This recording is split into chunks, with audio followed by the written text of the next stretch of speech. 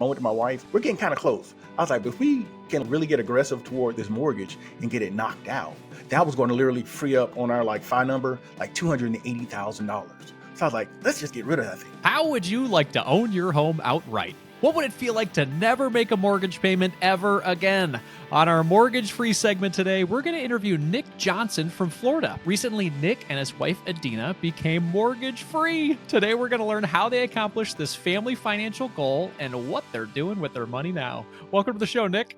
Hey, Andy, thank you for having me. I'm really excited to be here. Absolutely, man. I'm excited to share your awesome win, your awesome family win, and share with people how you did it. So let's jump into the mortgage-free 3. These are quick, short answers to help people understand how you did this mortgage-free process. Number 1, what was your starting mortgage principal balance? All right, starting balance was $285,000. $285,000. Okay, and then question 2, how long did it take you to pay off that $285,000? Took us 13 years. 13 years. That's awesome. And then what is your home value today? Current value is $700,000. Oh, wow. $700,000. A $700,000 mortgage-free home. Congratulations, yes. Nik. That is so cool. Now, I understand you have a unique situation on how you purchased this house, how you built this house. Talk to us about that process and then why you wanted to become mortgage-free in the first place. Oh, wow. Yes, Andy, it was a bit different. So what I decided to do is that, interestingly, we had our starter home and, me and my wife, we were excited about it, but we knew we wanted to grow our family. We were like, you know what, this might be a little small. And I had a friend of mine who in college who had just built his own home. I said, hey, that's a nice home. He's like, yeah, I built it. I was like, I know you built it. He's like, no, I built it. I was like, what do you mean? Here in Jacksonville, where I live, he said that you can be an owner builder. And an owner builder literally allows anyone who's going to take primary residence in a home to build it without having any type of licenses. Now, you still have to engage the city and, have approvals and things like that. So when he shared that with me, I went back and I talked to my wife. I was like, this might be an option. And we were really to the point where we had been living in kind of a gated community kind of thing. And we kind of wanted to go out and to have more space, maybe, do little crops and whatnot and do some gardening. So we wanted just kind of a parcel of land. So we went out and we found a parcel of land. We found about 3 acres. And so what happened is that when we found it, we went and we got a land loan. So that's originally how it started. We got a land loan at that particular point. Then we started down the path of, blueprinting and getting approvals from the city. Once we got the green light to go, we started building. So literally, my wife and I, we sat there, we discussed with the different subcontractors. So, whether it was framing, painting, plumbing, all those things, that's the role that my wife and I took. Now, there were some things that we did on our own, like we did some of the painting ourselves and some things like that. So literally, we had the GC, which is general contractor, had on the entire time. And so when we did it, we had to come up with how much we thought it was going to cost. And I was like, I don't know. And so literally we went through once we bought the land and everything, and we guesstimated it like around $275,000 because literally, when you use a builder for to get a home, there's certain things you can do. Like they'll say, hey, what kind of cabinets do you want? You want upgrades. But when you do this approach, I mean, everything from the plates on the outlets to the switches. I mean, literally everything you have to do. So it's really kind of resource intensive, but I knew that's something that we wanted to do. We kind of considered this to be our forever home. So we really wanted to go in and do that. We went in, we did that 285, and that's why having that sweat equity allows us to have so much equity now. Because, we built this house in 2000. Right now it's 15 years later, and it's more than doubled in value. So we're really excited about that. That is incredible. Now, having been a major part of the building process, does that give you more pride in your home ownership? It does, Andy, just for the simple fact, I remember literally, we kind of documented it. We took pictures and everything. And I remember kind of finding this wooded parcel of land. And now to know that, we've been here for 15 years, we've raised our family here. And, every look, it's almost like a story behind kind of everything, like some of the things that didn't quite work out the way we want to. We can look at something like, I remember when we had to kind of change that and do that. And so it really is. And we were really surprised because even once we got finished with it, we had that instant equity. Because honestly, all we paid for was labor and materials. So we had a lot of equity that just built up. Like literally when we got our certificate of occupancy, we were almost doubled at that point when we got it. So we were really happy with that. Once we got that built, we now we need to get it paid off. I love So that. that's what we did. That's cool. Let's talk about that payoff process then. And Mhm. then you'll have to educate me a bit because I don't know how that differs when you are doing a build like this. Did Mhm. you secure a mortgage loan just like you would if you were to just buy a house that exists? Actually, I did. Well, we did, and the great part about this is that there was a really friendly bank here, and it just so happened that I went to church with the guy that worked over at the bank. And what happened is that they issued us the land loan, and then they allowed us, without any like additional closing costs, to convert that to a construction loan, so that we could go through and make draws on it. Because when you build a house, it's like, okay, you do the concrete and the piping. And so what happens is you get that part done, then the bank will come in, they'll inspect it, they'll make sure everything is passed with the city. And then once that part has been checked off, they'll actually cut you a check. Then you can pay those different individuals. So what happened is that we partnered with them. And at the very end, when we got a certificate of occupancy, where the city said, okay, everything's good to go, then they just went ahead and converted it at that point to a 30-year mortgage. So I did all of that through the same financial institution. That's great. So you Yeah. had one person or one institution you were working with the entire time that made the Mhm. process easy. What kind of rate did you secure when you got the 30-year? Back then, I got the 30-year. I want to say I was at 4.25 because I was like in 2010. So it was like 4.25. I did later on a couple years after that, after we paid some more down, we did do a refi and we refinanced it down to 3.6. I want to say Yeah, 3.6. We refinanced it down. So that's yeah, so cool. we did That's that. cool. So that was really awesome. Well, talk to us about the pay down process then. Was this just something that you baked into your monthly budget or did you guys pay extra? How did you do this? Well, one of the things, Andy, I was always told, someone gave me some sage advice, and I wish I remember who it was, but they said, hey, you know what? When you ever get your mortgage, they said, always put something extra on the principal. Just always. They're like, they don't care if it's $10, do it. And so literally what happened is that we went in with the state of, hey, you know what? Our mortgage is our mortgage, but then it's the extra additional principal payment that we have to make. So every month, it might have fluctuated a little bit depending on, other things that happen in life, but we always were putting, something there. And just over the years, it just got higher and higher and higher because as we continue to progress in our careers, we didn't have that lifestyle creep. And so it allowed us the opportunity to kind of go ahead and do that. And I mean, toward the end of the run, I mean, we were honestly able to make like, 3-4 time payments toward the end to go ahead and get that done because, we kind of had that discipline and we didn't have that kind of lifestyle creep. That's So we were really happy incredible. with that. So, Now, you yeah. mentioned your careers, your income. Can you talk to us about what you have done for a living over the Mhm. past 10, 20 years and then general income range for people to understand? My wife is was a psychology professor. I was a software developer. And so over that time, that's what I did. So over that 13-year range, I got a little more experience. So my salary did go up. So when we initially started the build on the house, I was around like 90,000 a year myself. Toward the tail end of it, I was around 130,000 across those 13 years. So that's how I was. But fortunately, as my salary went up, like I said, we didn't really change much lifestyle wise. So literally we built our house in 2010.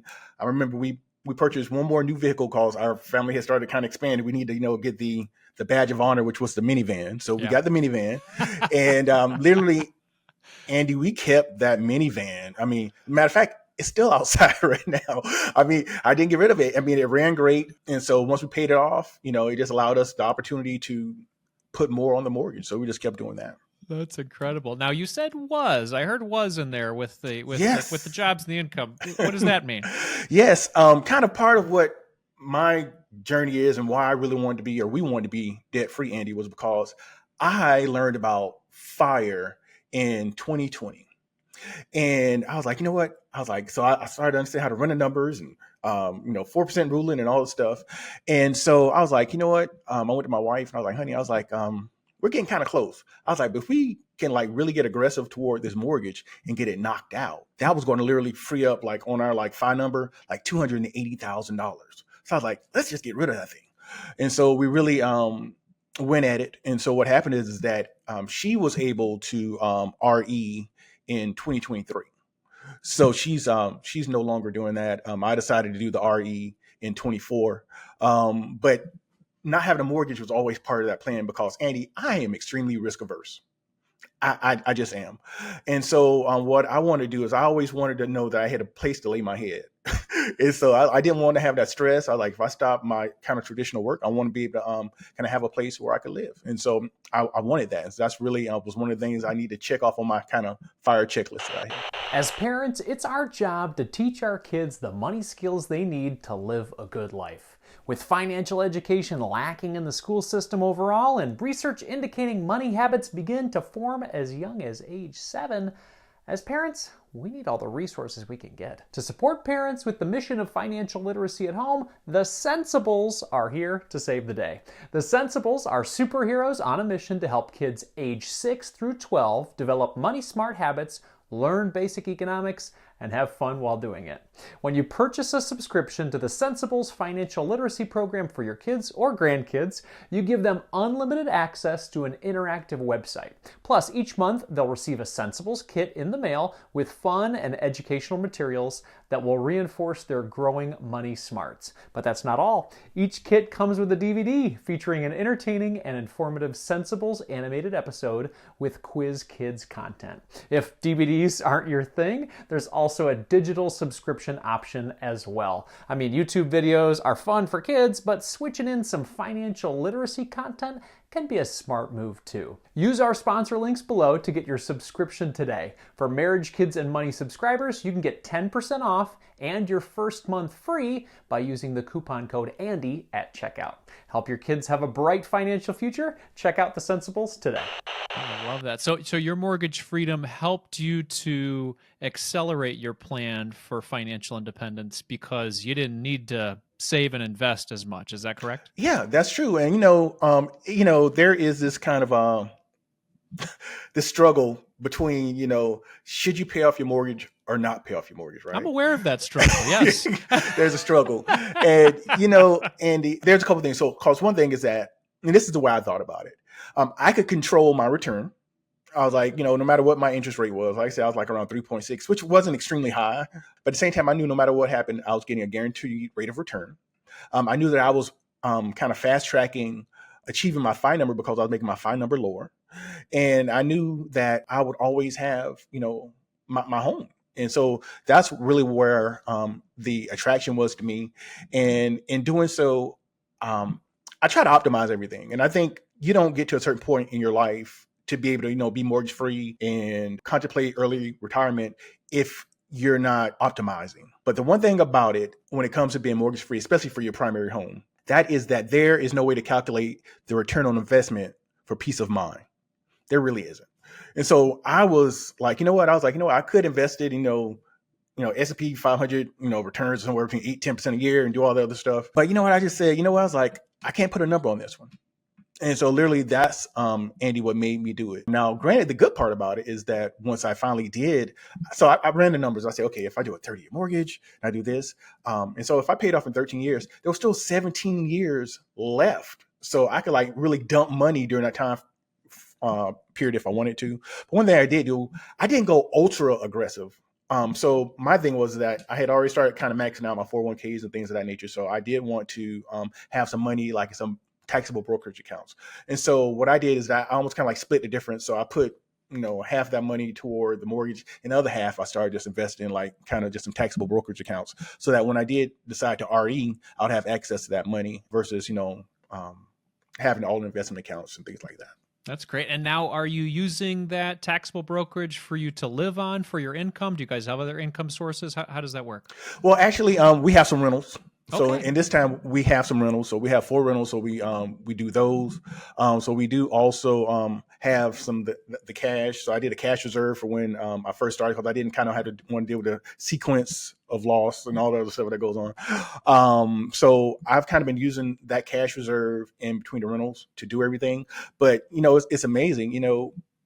Andy, when you don't have a mortgage, that monthly spend, it gets pretty low.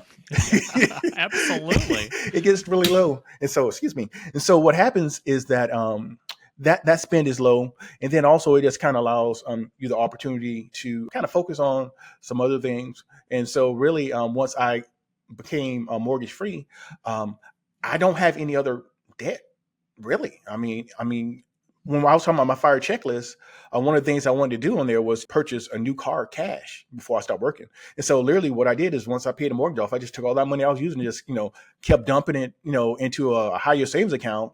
And I waited, about a year, and I just took that money and just bought a new car cash. So that was it. So it really allowed me the ability to kind of go ahead and really achieve what I wanted to. And that was ultimately, having the ability to not have to exchange my time for money. And so I I was love happy that, about man. that. Your story is just, it just typifies intentionality Mm, and a focus on where you want to go. And yes, it takes time, yeah. but you've done it, man. You're retired early. You own your own land, $700,000 value home, and you don't Mhm. have to make any payments anymore. I think that's beautiful. Now, you have kids. Mhm. Talk to me about generational wealth. What does that mean to you? Wow. That's extremely important. First of all, generational wealth to me is the destination. But at the same time, to me, I feel like there are some little milestones along the way. And so, for instance, we want to get to generational wealth, but also we got to get financial independence. And then even before that, sometimes we need to get that financial literacy because a lot of times, a lot of us, we don't know that stuff. And so as we kind of build on those kind of building blocks, once we get that financial literacy, then it kind of goes into financial independence. And then we're like, okay, now we have that generational wealth where I don't have to be a burden to my kids, and I can even bless my kids' kids based on the decisions that I made.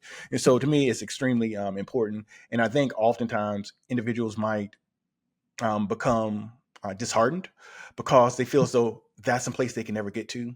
But oftentimes, it's all about slow and steady winning the race. So a lot of times, it's not something that's going to happen. Everyone doesn't have the good fortune of being able to grab the right meme coin or signing a very lucrative sports or entertainment contract. We don't all have that, and so for some of us, we have to do it the kind of slow way. But that's okay because eventually you'll still get there. Yeah, I think you made a really good point there on, especially when it comes to kids and the future, if we're granting them the generational wealth without first talking about the financial literacy, Mm. I think it's a doomed situation. Are you doing things right now Mm. to try to give lessons to your children so that they have that type of education? Yeah. My wife and I, we set up and I know it's some people have different thoughts about this, but we did set up UGMAs for our kids. So we set up UGMAs for them.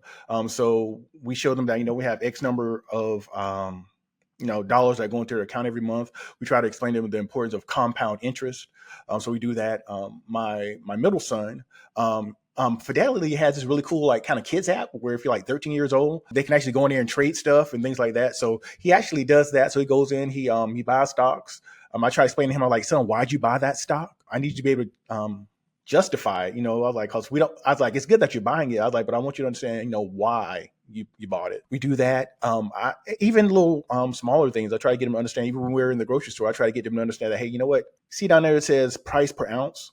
It's actually a difference in that. I was like, so ultimately, so just little practical things like that. We try to talk to them. Also, we try to really stress charity. And so we try to always let them know, hey, you know what? You have to be willing to open up your hands sometime to give to somebody else so that something new can be placed in there. So we really focus on that. So unfortunately, there is a homeless issue here, like in Jacksonville. I know there are many places. And I know oftentimes what they will do is that we'll go and create almost like little snack bags and we'll put them together and we'll go down and we'll like hand them out to the homeless. Like in our downtown, we'll do stuff like that. And we just want them to understand that, through discipline, we're in the situation that we're in. And if they can continue to stay the course, be disciplined, they will be blessed in their lives and they'll be able to bless other people. So that's one thing that we really try to focus on with them. Oh, I think they are lucky to have parents like you and Adinah to show them the way. Now, Mm. I have a question for you. Somebody's listening and they are extremely inspired by your situation. Mhm. You are mortgage free. You've retired early from all your Yes. hard work. What is one step that you would recommend to them if they want to try to make their way to your position? Wow. I think the one thing I would suggest to them is I'll kind of go back to that advice somebody gave me. Go look at an amortization table on their mortgage. And I know that you have a great calculator on your website. Just literally go there and kind of punch in your numbers and see, hey, the difference that, $50, $100, make on a consistent basis, you'll be amazed. As a matter of fact, I'm going to share some numbers with you from Please your do. website, right? Oh, thank And you. so literally, I use your tool. And if you had a $250,000 mortgage at a 5% interest rate, if you just paid an extra $100 a month, that will shave off 51 months off that mortgage. I mean, so 4 years and 3 months, just making that little small sacrifice $100. Imagine if you double that. So at that particular point, you're not paying the extra interest. Then you get to that state where you're mortgage free. And if you become very intentional with that, you'll see that you'll be able to get to where you like. Like I said, we had a 30-year mortgage. We paid off in 13 years. And part of the reason why it was 13 years is because we tried to time everything where like we were almost debt free at the same time. So we had some other things that we were working through. So we literally got through all of it. But that mortgage free place, that's for us was where we wanted to be. So we were really excited about it. So that one piece of advice that I would suggest to folks is, hey, go out there, take, your information about your mortgage, go out there, plug it in, and just see what a little extra will do. And you'll be surprised. Yeah, your example of the $100, I can think of multiple times recently where I'm upset at myself for wasting $100, forgetting to cancel my YouTube TV subscription or something silly like that. But it's like you could be buying yourself time back in your life to have more freedom, more available moments with your family, and opportunities to take care of your health and kind of move in the direction you want to go in. And I know you're all about that, Nick, and you are sharing great information like that online. Tell people where they can connect with you and learn more from you. Oh, thank you. Yes. So part of my kind of passion project that I want to do around financial literacy is I have Everyday Money Heroes. And so literally what Everyday Money Heroes is about is providing information and inspiration to people of all ages to take control of their financial journey. So literally we go there, we talk about the basics, but then also we kind of spotlight individuals who I'm sure you may have never heard of before, but who are out there who are just kind of, staying consistent, making those small gains every month. And they're almost at the end of their journey, or they're pointed in the right direction. So that's what I do there. So definitely it's on YouTube. So it's Everyday Money Heroes. I would appreciate folks coming by and just, picking up kind of some of the things we're sharing over there. Absolutely. Hit that red subscribe button. It's a really easy thing to do to support Nick and his wife, Adinah, on their journey here. The cool thing about what you said there, too, is you're giving back with your story today. You're highlighting other stories on your platform. I think what we can do here is create a community and be givers of that information so other people can win like you have, Nick. Thank you so much for your time today. I really appreciate it. Yeah, no problem. I am excited to be here, and I'm going to check this off my list because now I've made it. So thank you. Thank you, man.